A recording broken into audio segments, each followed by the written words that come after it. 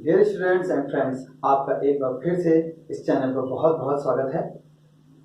हम लोग जो भी इस सीरीज को आगे चला रहे हैं, अभी क्वेश्चंस इसी तरह बढ़ते रहेंगे। ये शुरुआत से मैंने लिया है और आपके लिए पहले हिस्ट्री के सारे सब्जेक्ट्स, हिस्ट्री के अंतर्गत सारे चैप्टर्स को कवर करते हुए लगभग सारे क्वेश्चंस को कवर करूंगा, ठीक है। और बाई चांस अगर कोई क्वेश्चन छूट जाता है तो मैंने आपको इंट्रोडक्शन वीडियो बना के बताया है कि किस तरीके से हम निमोनिक्स की टेक्निक्स को बनाते हैं और किस तरीके से उसको याद करते हैं, ठीक है। तो इसमें हम आगे चलते हैं, मजा तो बहुत अच्छा आने वाला है, खूब आप पढ़ेंगे और खूब हंसेंगे। शुरुआत करते हैं, फिर बीच बीच में आपको टिप्स दिखाएंगे तो बताता रहूंगा। इंट्रोडक्शन वीडियो देख लेना, चीजें बहुत अच्छी तरीके से समझाएंगे। नवपाषाण काल 7000 ईसा पूर्व से प्रारंभ हुआ था, ठीक है।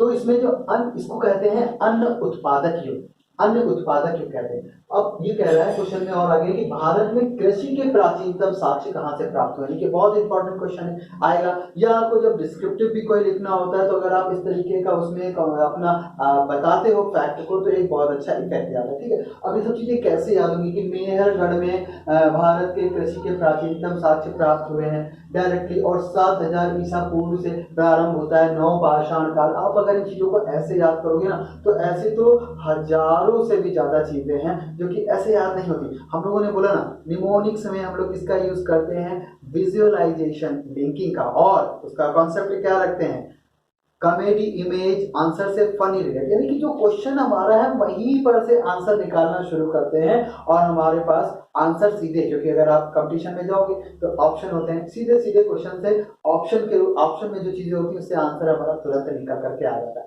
चलो शुरू करते हैं। तो हमने आपको बताया था इसके पहले वाले वीडियो में जो हमारा एक क्वेश्चन आया था कि भारत में कृषि की शुरुआत, मतलब कि कृषि की शुरुआत कब हुई, कृषि की शुरुआत कब हुई। तो उसका आंसर क्या था, 7000 ईसा पूर्व में। 7000 ईसा पूर्व कृषि की शुरुआत का जो हमने आपको एक्सप्लेन किया था, जिस पर को हमेशा के लिए आपको याद था कि भाई जब तक इंसान खाना बदोशी का जीवन जी रहा था, केवल शिकार करता था, किसी पशुओं का शिकार करता था और जो भी पत्ते वत्ते मिल जाते थे उनको खा लेते, खाना बदोशी का जीवन व्यतीत करता था और इधर से उधर घूमता रहता था। लेकिन जब कृषि का विकास हुआ, कृषि शुरू हुई तो कैसा समय आ गया, स्वर्ग जैसा समय। तो ये स्वर्ग कहाँ से आया था हम लोगों का, सेवन हेवन। ये कौन सा मेथड था, राइम मेथड, संगीत तरीके था। 1 sun 2 shoe 3 tree 4 door 5 knife 6 wicks 7 heaven, ठीक है। तो भाई सीधी सी बात है, जैसे कि भाई कृषि की शुरुआत कब हुई। अब कृषि की शुरुआत जैसे होगी तो आपके दिमाग में क्या लगेगा, अरे कृषि की शुरुआत हो गई, अब तो स्वर्ग जैसा वातावरण हो गया, अब तो इंसान एक जगह रह सकता है, वहां पर कृषि कर सकता है, पशुपालन कर सकता है, अपनी जिंदगी को अच्छा स्वर्ग जैसा बना सकता है। तो कृषि की शुरुआत कब हुई, जब स्वर्ग जैसा वातावरण, जैसे कृषि की शुरुआत हुई कैसा वातावरण प्राप्त हो गया, स्वर्ग जैसा वातावरण। तो 7000 ईसा पूर्व, इसी को नया पाषाण कहते हैं, नया सवेरा आ गया, कहते हैं नया सवेरा आ गया, कृषि का पता चल गया, कृषि का उत्पादन होने लगा, कृषि के बारे में जाकर नया सवेरा आ गया, नव पाषाण काल हो गया। पाषाण काल तो चल ही रहा था, उस समय सब पत्थर पत्थर ही होते थे, ठीक है। तो पूरा पाषाण काल, फिर मध्य पाषाण काल, फिर नव पाषाण काल। तो नव पाषाण काल जैसे ही शुरू हुआ, कृषि का विकास हो गया तो नया सवेरा आ गया, तो नया सवेरा नव पाषाण काल। तो अब लोग इसको कैसे जोड़ेंगे, नव पाषाण काल, तो नव पाषाण काल अर्थात नया सवेरा आ गया, नव पाषाण काल नया सवेरा आ गया, नया सवेरा। अब नया सवेरा क्यों हुआ, क्योंकि यहाँ पर कृषि का उत्पादन, कृषि सीख ली, कृषि करना सीख लिया, कृषि सीखना स्टार्ट हो गया, इस समय कृषि के द्वारा उत्पादन होने लगा, तो इसीलिए इसको अन्न उत्पादक कहते हैं। भाई कृषि जब होगी तो क्या अन्न का ही तो उत्पादन होगा, तो अन्न उत्पादन। अब देखो क्वेश्चन आया, अब क्वेश्चन कैसे आया कि भारत में कृषि के प्राचीनतम साक्ष्य कहाँ से प्राप्त हुए। अरे भैया, भारत देवों का देश कहा जाता है, ईश्वर का वास यहाँ पर कर, तो जहां पर प्रभु कृपा कर देंगे, जहां पर प्रभु की मेहरबानी हो जाएगी, जहां पर प्रभु की मेहरबानी हो जाएगी वहीं पर तो सबसे पहले कृषि के अनाज उत्पन्न होंगे, कि ऐसे उत्पन्न हो जाएंगे। ये तो लिंकिंग है, लिंकिंग एंड विजुअलाइजेशन आपके लिए इस तरीके से बनाते हैं कि अब आप एक बार पढ़ोगे ना, हमेशा के लिए आपके दिमाग में, एग्जाम के डेट के 1 महीना पहले केवल एक बार नजर डालोगे ना, 100% लिखोगे, गारंटी है। बस मन से देखो, बहुत मजा आएगा। इंट्रोडक्टरी वीडियो देख लोगे ना, बहुत अच्छे से सारी चीजें बताई हैं, तो बनाना आ जाएगा आपको, ठीक है। तो अब देखो, तो यही हुआ कि भाई भारत में कृषि के प्राचीनतम साक्ष्य कहाँ से प्राप्त हुए, यानी कि कृषि जब शुरू हुई वही प्राचीनतम साक्ष्य। कृषि भारत में कहाँ पर शुरू हुई होगी, जहां पर ईश्वर की मेहरबानी हुई होगी, जहां पर तो मेहरगढ़, मेहरगढ़, मेहरगढ़, मेहरगढ़ का पीएमएस बनाओ। पीएमएस मतलब पर्सनल मीनिंग सिस्टम से कॉमेडी इमेज बनाओ। मेहर, मेहर यानी कि मेहरबानी, मेहर से क्या बन जाएगा, मेहरबानी, यही तो क्लोज बनेगा, इसके अलावा क्या बनाओगे। मेहर, मेहर से मेहरबानी, मेहरबानी बनता है। और हमारे क्वेश्चन को लिंक कर रहा है, लिंकिंग विजुअलाइजेशन। अब देख लो, प्रभु की कृपा जहां पर हुई वहीं पर अन्न का उत्पादन हुआ। मेहरबानी यानी कि भारत में कृषि के प्राचीनतम साक्ष्य कहां से प्राप्त हुए, मेहरगढ़ से प्राप्त हुए। नव पाषाण काल, नया सवेरा आ गया। नया सवेरा कैसा आएगा, कृषि से ही आता है, स्वर्ग जैसा वातावरण हो गया। Seven heaven, seven heaven rhyme method, seven heaven, नव नव पाषाण काल। और 7,000 ईसा पूर्व से प्रारंभ। तो या अन्न उत्पादन, तो अन्न उत्पादन। अब आपको इस क्वेश्चन को आई थिंक एक बार देख लोगे, कभी नहीं याद करना है। ऐसे आप क्वेश्चंस को डायरेक्टली पढ़ते हो ना, तो बार बार बार बार हर 7 दिन के बाद भूल जाते हैं, हर 7 दिन के बाद। लेकिन अब नहीं भूलेगा, गारंटी। चाहे आप एक बार आप विजुअलाइज कर लो चीजों को, 100% आपको याद रहेगा, ठीक है। अब आगे की ओर बढ़ते हैं, नेक्स्ट क्वेश्चन की ओर। हाँ तो दोस्तों, नेक्स्ट क्वेश्चन देखिए आपकी स्क्रीन पर है। मध्य पाषाण काल 10,000 ईसा पूर्व से 7,000 ईसा पूर्व के समय को कहते हैं। इसको शिकार एवं पशुपालन युग कहते हैं। इसको कौन सा कहते हैं, शिकार एवं पशुपालन युग कहते हैं। इसी काल में शव दफन की प्रक्रिया भी प्रारंभ हुई थी, ठीक है। जो अब देखो, ऐसे जो इसके पहले मैंने आपका क्वेश्चन क्यों लिया था, इसके पहले वाला क्वेश्चन लिया था, इसका सटी को बताता था नव पाषाण नया सवेरा, क्योंकि कृषि शुरुआत, स्वर्ग जैसा माहौल, स्वर्ग जैसा समय स्टार्ट हो गया। तो जाहिर सी बात है, जो नव पाषाण काल हुआ था, तो नव पाषाण काल के पहले क्या आएगा, मध्य आएगा, मध्य के पहले पूरा पाषाण काल आता है। तो ठीक है, तो नव पाषाण काल जब कृषि शुरू हुई थी, ठीक उससे पहले का काल कौन सा कहलाता था, मध्य पाषाण काल। अब मध्य पाषाण काल, तो मध्य पाषाण काल में जब कृषि उस समय शुरू ही नहीं हुई थी, तो जाहिर सी बात है कि इंसान शिकार ही करता था, शिकार करके ही अपना पेट, और तो उसको पशुओं का पालन करता था, शिकार करता था, क्योंकि कृषि का तो उस समय जन्म ही नहीं हुआ था, कृषि तो होती नहीं थी। तो बस पेड़ पौधे कंदमूल खाना और शिकार करके करा। तो शिकार करता था, शिकार किससे करता होगा, पत्थर के वजह, उस समय पत्थर था, इसी तो इसको पाषाण कहते हैं, पूरा पाषाण ही होता था। तो ठीक है, तो इस तरीके से आपको मध्य पाषाण याद करने में जरा से भी दिक्कत नहीं। कृषि जिस समय शुरू हुई वो नव सवेरा, नया स्वर्ग जैसा वातावरण प्रारंभ हो, नव पाषाण काल, नव पाषाण काल, ठीक है। और उसके पहले का ठीक जो काल होगा वो मध्य पाषाण काल। तो 10,000 ईसा पूर्व से 7,000 ईसा पूर्व तक का काल क्या कहला गया, ये आपका आ गया मध्य। और मध्य काल में जब उस समय कृषि की शुरुआत हुई ही नहीं थी, कृषि का पता ही नहीं था, तो इंसान शिकार ही करेगा, और शिकार करेगा तो किससे करेगा, शिकार करेगा तो औजारों से ही शिकार करेगा, हथियार बनाएगा, किस चीज के, पत्थर के, पत्थरों का प्रयोग उस समय ज्यादा होता है। अब देखो भाई, मृत्यु तो शाश्वत सत्य है, मृत्यु तो होती थी, उस समय भी मृत्यु होती थी। तो जो पूरा पाषाण काल था, उस समय तो इंसान ऐसे ही किसी तरीके से विसर्जन करता था, जो भी करता था। लेकिन मध्य पाषाण काल में जब इंसान थोड़ा सा पत्थरों के बारे में उसने जानकारी इकट्ठा कर ली, औजार भी अच्छे अच्छे बना लिए, शिकार करता था, तो इसी समय शव को दफनाने की प्रक्रिया शुरू हुई, मध्य पाषाण काल। अब मध्य पाषाण काल में शवों को कैसे दफनाया गया, पाषाण अर्थात पत्थर, देखो मध्य पाषाण, शव दफन की प्रक्रिया, तो शव को दफनाना तो समझ में आ गया। अब शव दफनाया जाता तो कहाँ कब दफनाया जाता, मध्य पाषाण, मध्य पाषाण। देखो पीएमएस बनाओ, मध्य पाषाण, मध्य पाषाण, इसका पीएमएस बनाओ। तो पीएमएस तो इसका बना हुआ है, मध्य पाषाण। पाषाण मतलब पत्थर, पाषाण मतलब पत्थर, मध्य मतलब बीच में, मध्य मतलब बीच में। तो इसका तो पीएमएस आराम से बना बनाया था, यानी कि पत्थरों के बीच में शव को दफना दिया जाता है। जानते हो, ऐसे उन्होंने पत्थर के बारे में जानकारी हासिल कर ही ली थी, तो पत्थर के ऐसे ऐसे टाइप के घर बना रहे थे। मतलब ऐसे एक पत्थर ऐसे खड़ा रखा, खड़ा खड़ा रखते थे, फिर एक पत्थर ऐसे खड़ा रखते थे, फिर एक पत्थर ऐसे खड़ा रखते थे, एक पत्थर ऐसा खड़ा करते थे, यहाँ पर एक होल भी होता था। इसमें क्या करते थे पता है, कि एक ही जैसे कब्रगाह है ना, अभी इसमें एक को पहली बार में ऐसे दफना दिया गया, एक को दफना दिया गया, और उस पर से मिट्टी डाल के उसको कर दिया, इस साइड पर होल होता था। बाद में जब उसके परिवार का कोई होता था ना, तो इसी होल से उसका फिर से दफन उसको इसमें कर देते थे। तो इस तरीके से आपका यह होगा कि मध्य पाषाण काल में शव दफन कैसे होता था, पीएमएस आराम से बनता है। शव दफन, शव दफन कहाँ होता था? मध्य पाषाण अर्थात पत्थरों के बीच में, एक ये पत्थर, एक ये पत्थर, एक ये पत्थर, एक ये पत्थर, और उसके बीच में शव को दफन कर दिया गया। यानी कि शव दफन की प्रक्रिया पत्थरों के बीच में हुई, पत्थरों के मध्य में हुई, यानी कि मध्य पाषाण काल में शव दफन की प्रक्रिया प्रारंभ हुई। अब बताओ ये भूलेगा? अब आपको ये नहीं भूलेगी कि शव दफन की प्रक्रिया कब, किस पाषाण काल में हुई? तो वही शव दफन किसमें करा था? पत्थरों के बीच में कर दिया जाता था। तो मध्य पाषाण काल में शव दफन की प्रक्रिया, यही तो है निमोनिक्स। भाई आप जनरली सीधे सीधे पढ़ते हो ना, बोरिंग भी होता है, वो आपको याद करने में कठिनाई होती है क्योंकि बोर फील होता है। अभी आप क्या, इसको तो आपको याद ही नहीं करना। जैसे आया शव दफन, आपका सीधे भाई क्वेश्चन में लिखा होगा ना शव दफन, और अगर आंसर ऑप्शन बेस है, ऑप्शन बेस है, ऑप्शन कंपटीशन में गए, एबीसीडी ऑप्शन दिए गए, तो भाई शव दफन में एक जगह पर मध्य पाषाण काल। शव दफन देखते ही आपके जो, अच्छा शव को दफन किया, अच्छा शव को तो पत्थरों के बीच में दफन किया थे, मध्य में दफन किया गया,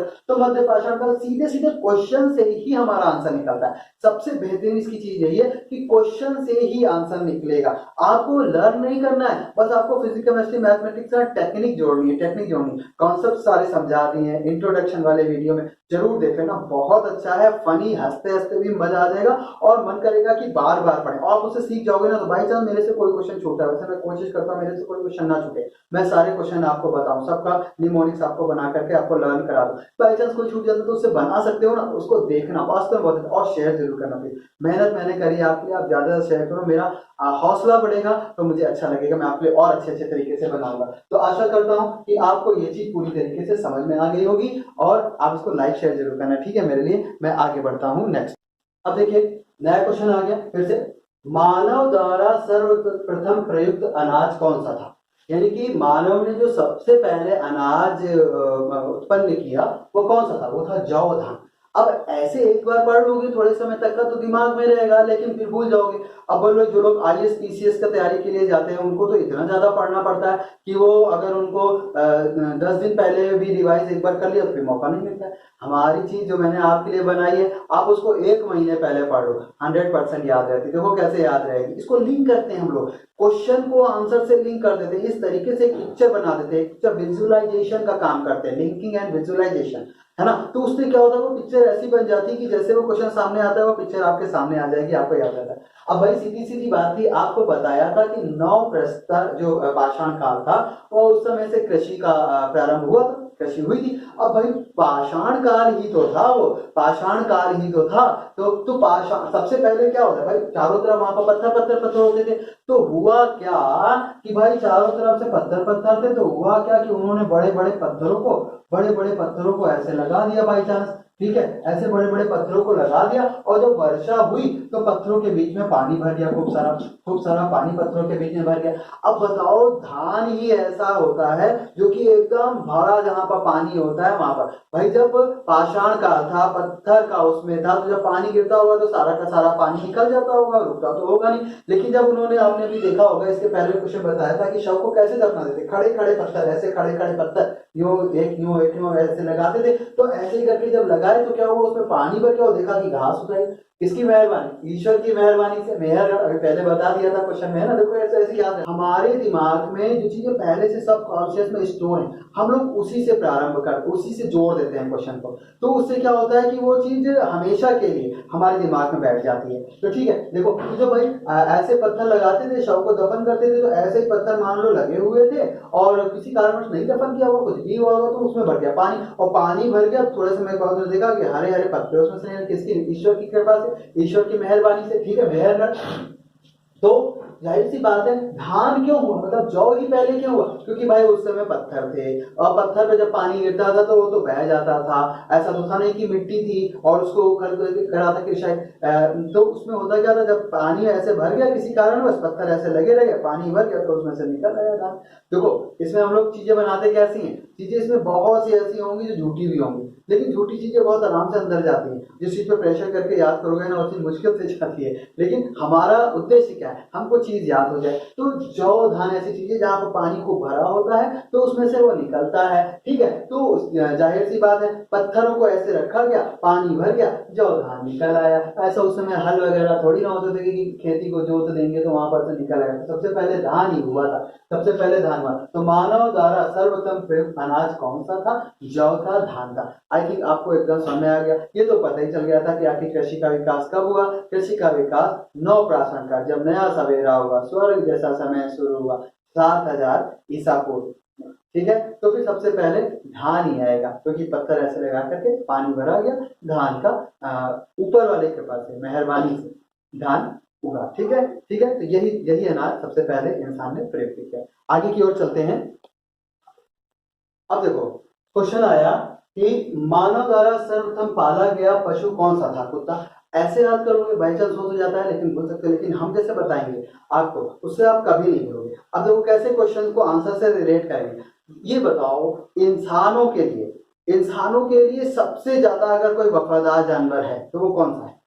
इंसानों के लिए सबसे ज्यादा वफादार, तुरंत आ जाएगा कि क्या? कुत्ता, डॉग। डॉग ही ऐसा जानवर है जो कि सबसे ज्यादा प्रभाव। वैसे इसको दूसरी तरीके से भी लिंक कर सकते हो। आजकल भी, आज के समय में भी अगर किसी घर में, ज्यादा से ज्यादा घरों में अगर कोई जानवर पाला जाता है तो वो कौन सा पाला जाता है? कुत्ता ही पाला जाता है। तो आपका ये आंसर सीधे सीधे आ गया कि अगर ये आ जाए कि कौन सा पशु सबसे पहले पाला गया, तो सबसे पहले पाला जाने वाला कुत्ता ही था, क्योंकि वो इंसानों का सबसे ज्यादा वफादार है। और अगर आप आज भी देख लोगे ना, तो आज भी कुत्ता ही है जो 100 घरों में से 40 घर 50 घर में पाला जाता है। तो इसका आंसर सीधे सीधे हो गया कि मानव द्वारा सर्वप्रथम पाला गया पशु कौन सा था? कुत्ता। अब ये नहीं भूलेगा, पहले ऐसे डायरेक्टली याद करते, कोई लिंक की, कोई विजुअलाइजेशन नहीं होता, कोई पिक्चर नहीं चलती, भूल सकते थे, लेकिन अब नहीं भूलोगे। प्लीज लाइक शेयर करो, ज्यादा से ज्यादा शेयर करो, मेरे उत्साह का वर्धन हो, जिससे मैं आपके लिए और अच्छी अच्छी चीजें लाऊं। आपका कंपटीशन जरूर निकलेगा। एक बार जो पढ़ा दूंगा बहुत समय के लिए याद हो जाएगा, और एग्जाम के 1 महीना पहले पढ़ोगे ना तो एग्जाम में लिख लोगे, चाहे डिस्क्रिप्टिव एग्जाम हो, बोर्ड जैसे एग्जाम्स हो, और चाहे आपका कंपटीशन का एग्जाम हो। लगातार आपके लिए बनाता रहूंगा, लगातार आपको नई नई चीज देता रहूंगा जो कंपटीशन में आपके काम आएंगी, जो बोर्ड एग्जाम्स में आपके काम आएंगी।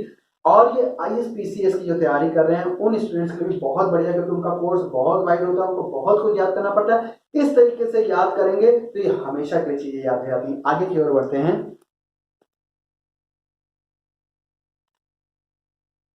देखिए क्वेश्चन, बेलन घाटी उत्तर प्रदेश में स्थित है। इसी में एक कोरडेवा से चावल का सबसे पुराना साक्ष्य मिला है। कहते हैं कि इस चावल या धान की किस्म का नाम क्या है? वो नाम है ओराइजा सटाइवा। कहां पर से मिला है? कोरडेवा। कहां पर है? बेलन घाटी, जो कि उत्तर प्रदेश में है, उसमें एक स्थान है, कौन सा? कोरडेवा। वहां पर चावल का सबसे पुराना साक्ष्य मिला है। चावल धान से उत्पन्न होता है, तो धान की जो एक किस्म है इसका नाम क्या है? Oryza sativa. अब देखो इस क्वेश्चन में कई चीजें आ गई। अब इस क्वेश्चन में देखो बेलन घाटी उत्तर प्रदेश भी है, उसमें स्थित कोरडेवा भी है, चावल का सबसे पुराना साक्ष्य है, उसका नाम है ओराइजा सटाइवा। अगर आप ऐसे याद करोगे तो मैंने आपको कई बार बोला कि मैंने आपके लिए निमोनिक्स का मेथड सब्जेक्ट्स में क्यों यूज किया, इसीलिए यूज किया क्योंकि ये ऐसी एक चीज थोड़ी ना है, ऐसी तो हजारों चीजें हैं जो आपके सामने आएंगी, तो आप कैसे याद कर सकते हो? बार बार बार उन क्वेश्चंस को पढ़ोगे, जैसे यही क्वेश्चन आया, ऐसे मान लो 50 क्वेश्चन है, तो ऐसे याद करोगे, याद हो जाएगा कि ओराइजा सटाइवा बेलन घाटी कोरडेवा में। नहीं, ऐसे याद नहीं, याद तो बाई चांस होता है, लेकिन वो आपके सबकॉन्शियस में जा नहीं सकता है, ऐसे वो निकल जाता है थोड़े समय के बाद। अभी याद कर लोगे, कल याद रहेगा, परसों धुंधला याद रहेगा, लेकिन 3 दिन के बाद वो भूल जाता है। अभी देखो मैं आपको बताता हूँ, इस तरीके से बता दूंगा कि इस क्वेश्चन को जो है ना आप हमेशा लिख लोगे, हमेशा लिख लोगे ज्यादा से ज्यादा। हाँ बाई चांस कभी महीना भर पहले, मतलब कि 1 महीने के बाद दिमाग से गुजरेगा तो आपको फिर से अच्छा सा रिकॉल हो जाएगा। वैसे तो इसको सब कॉन्सेप्ट में चीजें होती ना, उसी से जोड़ देते हैं कि धान की किस्म, चावल का, ठीक है, चावल का साक्ष्य। अब आप भाई देखो क्वेश्चन में या तो ये होगा और आंसर में ये ऑप्शन होगा, बी होगा, सी होगा, डी होगा, तो ये पता ही होगा। अब चावल का किस्म है तो आप आंसर में जरा देखो, तो इसमें आंसर में देखो आ रहा है ओराइजा, ओराइजा, ओराइजा, ठीक है। अब इसी में ही आंसर दे रखा है चावल की किस्म, और इसमें देखो क्या लिखा हुआ है राइस। इसको कहते हैं क्या? Visualisation thinking. अब तो इससे हम लोग बना रहे हैं, इससे हमने निकाला, क्या निकाला? इससे निकाला राइस। राइस क्या है? इसका पीएमएफ है, पीएमएस है, पर्सनल मीनिंग सिस्टम। हमने क्वेश्चन से एक चीज ली और उसको आंसर से लिंक कर लिया। चावल का सबसे पुराना साग से पूछ रहा है और इसमें ही चावल दिख रहा है, राइस। राइस इंग्लिश में कहते हैं राइस, राइस राइस। राइस माने क्या होता है? चावल। राइस माने क्या होता है? चावल। अब देखो राइस सबसे पुराना साग चावल, एक तो ये जुड़ गया। अब दूसरी चीज क्या जोड़नी है? बेलन घाटी। अब भाई देखो जो भी होगा, चावल का उत्पादन हुआ होगा तो किसी भी तरीके की फसल का उत्पादन कैसे होता है? जब वहां उस फसल के लिए उत्तम स्थान हो, जब उस फसल के अनुकूल उत्तम स्थान हो। तो उत्तम स्थान उत्तर प्रदेश का पीएमएस बनाओ। उत्तर प्रदेश का जो पीएमएस बनेगा, उत्तर प्रदेश, उत्तर प्रदेश, उत्तर प्रदेश, उत्तर प्रदेश का, उत्तर प्रदेश का बनेगा उत्तम प्रदेश या उत्तम प्रदेश, उत्तम प्रदेश। तो कोई भी फसल किस जगह पर कैसे होती है? जब उसके लिए उत्तम वातावरण, अनुकूल वातावरण होता है।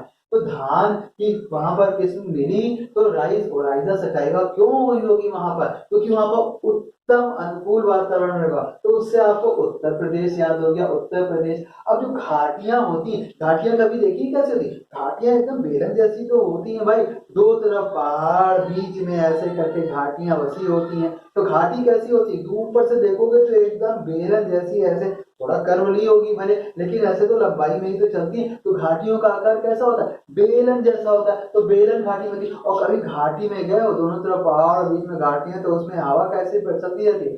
बहुत ठंडी ठंडी कोल्ड हवा। इसका बनाओ पीएमएफ, इसका बनाओ पीएमएफ कोल्ड हेवा का, कोल्ड हेवा, कोल्ड हेवा, कोल्ड डी हवा, कोल्ड हेवा, कोल्ड हेवा। देखो बनाता हूं, आपको तुरंत सब याद हो जाएगा। एक बार आप इसको पढ़ते हो ना, मेरे चैप्टर को इस तरीके से, मेरे से एक बार में याद। कोल्ड हेवा, कोल्ड हवा, कोल्ड हवा। कोल्ड मतलब हुआ ठंडी, कोल्ड मतलब हुआ ठंडी, और हवा मतलब तो हुआ हवा।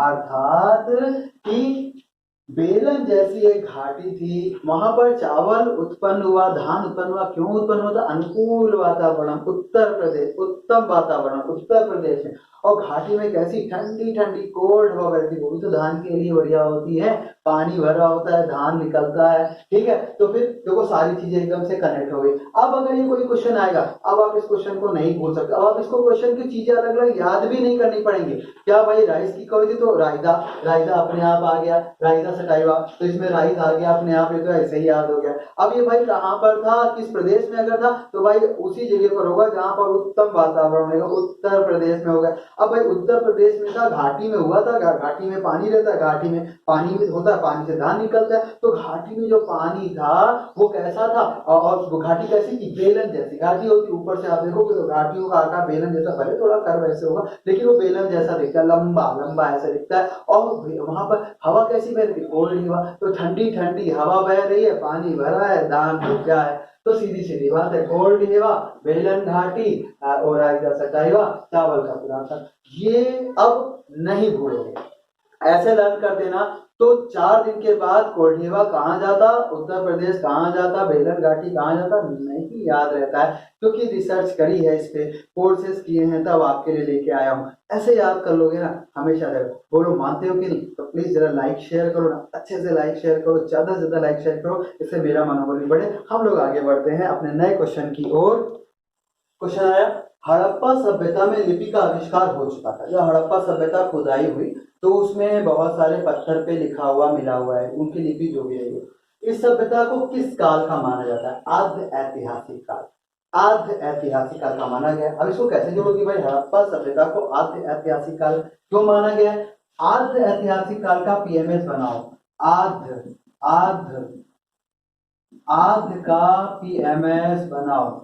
अगर आपको चीज बाई चांस नहीं समझ आती ना, पीएमएस क्या होता है, कैसे बनाते हैं, अभी तो इसमें नंबर्स नहीं है, नंबर्स को भी जोड़ा जाता है। जैसे इतिहास में बहुत सारे सन आ जाते हैं, जैसे अभी 7 को जोड़ा, 7 से हेवन बनाया, ठीक है, वो राइम मैथड था, रिदमिक मैथड था, ठीक है। उसके बाद एक होता है ध्वनि मैथड। इसमें हम कोई भी नंबर, जैसे किसी भी युद्ध का कोई सन होता है ना, उसको हम ऐसी पिक्चर बनाते हैं और रिलेट करते हैं कि हमको हमेशा के लिए याद हो जाता है। इंट्रोडक्शन वाला वीडियो आप देखो, बीच बीच में जब आएगा तो मैं उसको एक बार समझाने की कोशिश करूंगा, लेकिन उससे समय जाता है। आप वो वाला देख लोगे तो आपको ज्यादा उसमें समझने की जरूरत नहीं पड़ेगी, ठीक है। तो पीएमएस क्या होता है, पर्सनल मीनिंग सिस्टम होता है। आर्ध, आर्ध से क्या बन सकता है, आर्ध का एक कॉमेडी इमेज बनाओ, आर्ध का एक कॉमेडी इमेज बनाओ तो क्या बनेगा, आर्ध का आर्ध अधूरा, आर्ध, आर्ध से क्या बनेगा भाई, ये आर्ध तो लिखा होगा आपके पास क्वेश्चन जब आएगा, है ना, या तो ये लिखा होगा या तो ये लिखा होगा। तो आपको मान लो आंसर में ये है, आर्ध से सीधे आप आर्ध देखोगे, आप पहले से बना चुके हो, पहले से जो पिक्चर देखी हुई होती है, जब एक महीने के बाद दोबारा वो आती है ना टीवी पे, तो आप आगे आगे चलते हो, पिक्चर पीछे पीछे चलती है।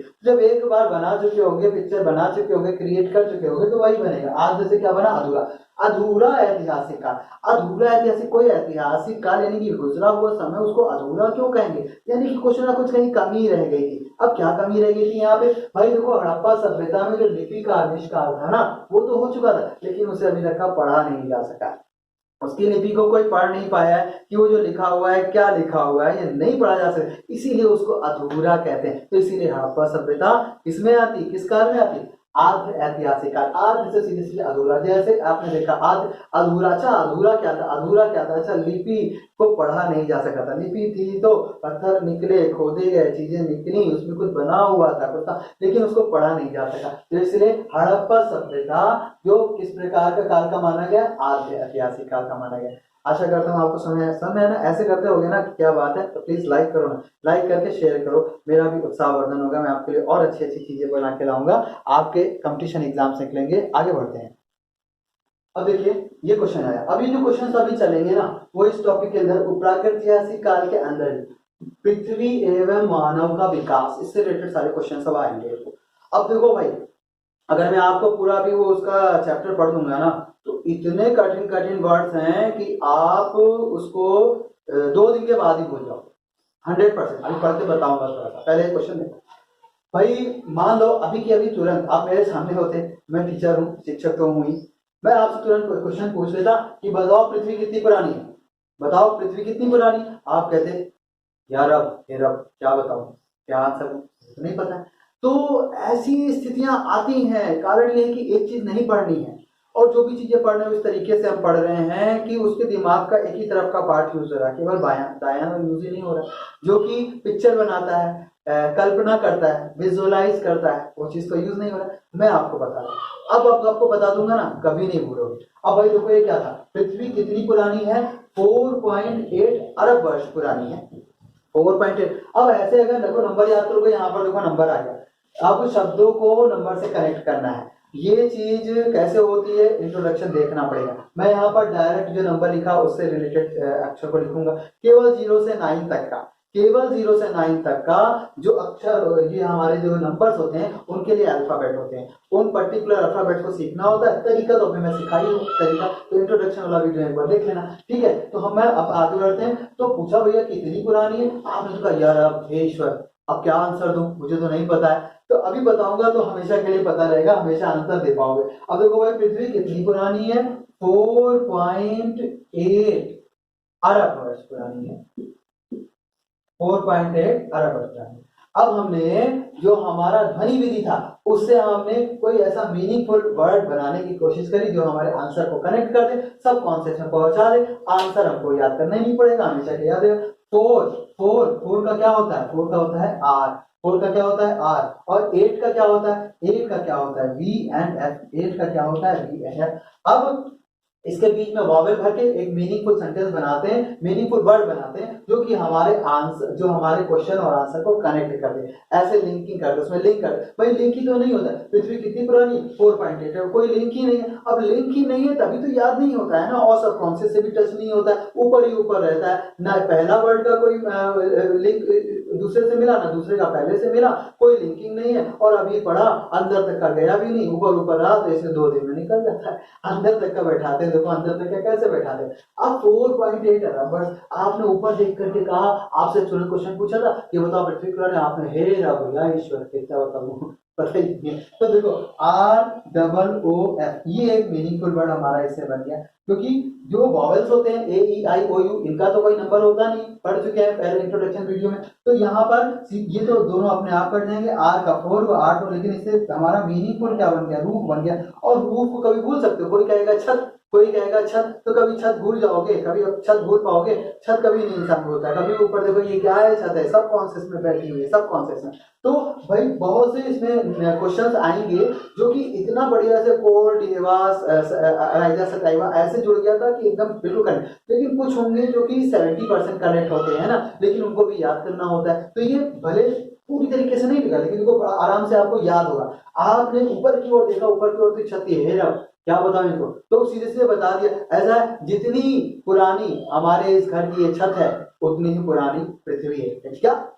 हाँ, जितनी पुरानी मेरे घर की छत। ऊपर मैंने देखा ना रब को उनको छत दिखाई पड़ी, लेकिन उन्होंने आंसर दिया कि जितनी पुरानी ये छत है उतनी ही पुरानी पृथ्वी। क्योंकि छत रूफ का क्या निकला, 4 एंड 8, तो 48, 4.8। अब इतना तो याद ही रखना, पॉइंट का अंदर 4.8। और रब से प्रार्थना करेगी ना, हे रब क्या होगा आंसर, तो रब अरब, रब से क्या बना, अरब का क्या निकल करके आया, अरब का क्या निकल के आया, रब। तो आपने रब से प्रार्थना की, रब ने आपको बताया कि रूफ है, जितनी पुरानी आपके घर की छत है, रूफ है, उतनी ही पुरानी पृथ्वी है। अब नहीं भूलोगे, अब कभी नहीं भूलोगे, भूलोगे बताओ, नहीं भूलोगे ना। तो प्लीज प्लीज प्लीज लाइक और शेयर करो, शेयर ज्यादा से ज्यादा करो। मेरा भी मन जब अच्छा होगा, आप लोगों का रिस्पॉन्स अच्छा देखूंगा तो मुझे अच्छा लगेगा। आप अपने कमेंट्स भी दो, जो भी मुझे अच्छा लगेगा और वास्तव में अच्छा होगा उसको मैं अप्लाई भी करूंगा। जैसे हमारे बहुत से स्टूडेंट्स ने मुझे बताया कि आप सर इसमें थोड़ा सा ये करिए, मैं उन चीज़ों को मानता हूँ, चीज़ों को करता हूँ, क्योंकि हम हैं आप हैं, एक दूसरे से जुड़ेंगे तो अच्छा लगेगा। तो आई थिंक अब अभी आप नहीं भूलोगे ना, नहीं भूलोगे ना, वेरी गुड। अब आगे की ओर बढ़ते हैं।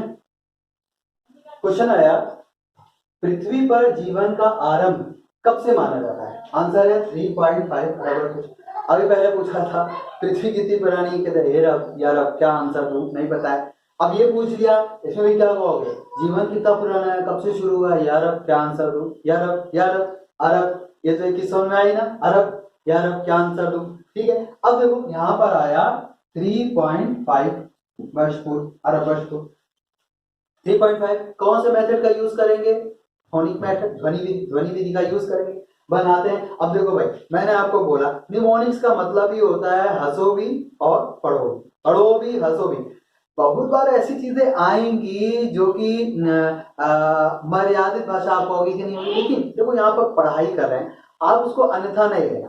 मैं बनाऊंगा, हंसी मजाक करूंगा, बस ये जानो कि इससे जो चीजें बताता हूँ ना उसमें ज्यादातर झूठी होंगी, झूठ ही उसको झूठ मानो। लेकिन झूठ बातें जो होती है ना वो बहुत अच्छे से सबकॉन्शियस में चली जाती हैं, वो याद रह जाती हैं।